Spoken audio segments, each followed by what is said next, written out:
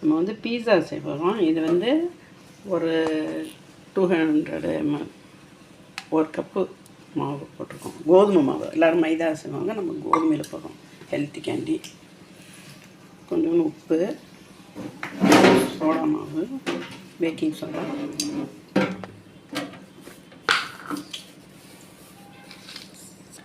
Sugar,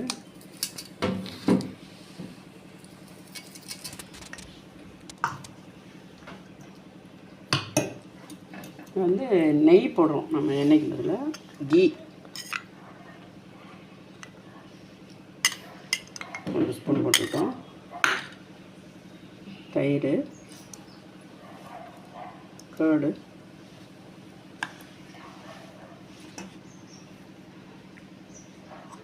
தண்ணி அதே இதில் ½ இது ஊற்றுறோம்.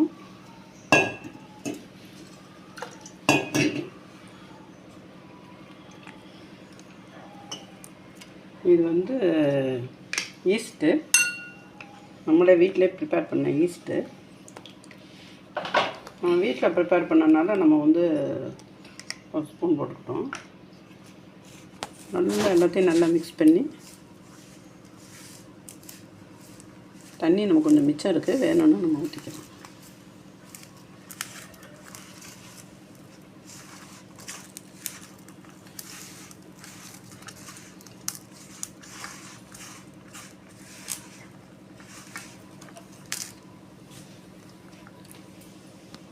தண்ணி கொஞ்சம் மிச்சம் இருக்குது, நம்ம வேணும்.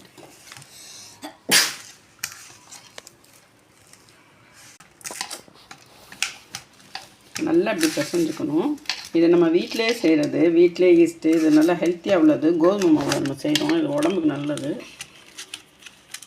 நம்ம வந்து கடையில் உள்ள இதெல்லாம் நம்ம யூஸ் பண்ணல, எல்லாமே வீட்டில் உள்ள. இதை அப்படியே கொஞ்சம் நேரம் அப்படியே வச்சிடணும். வச்சுட்டு நம்ம இதெல்லாம் எடுத்துக்கணும். தக்காளி, காலிஃப்ளவர், கேரட் சீச்சது, கொத்தமல்லி கீரை.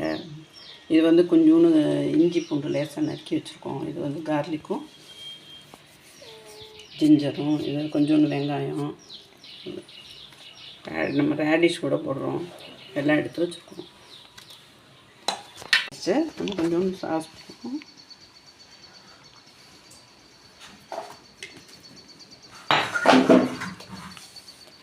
க்ரீன் சில்லி சாஸ் கொஞ்சம்.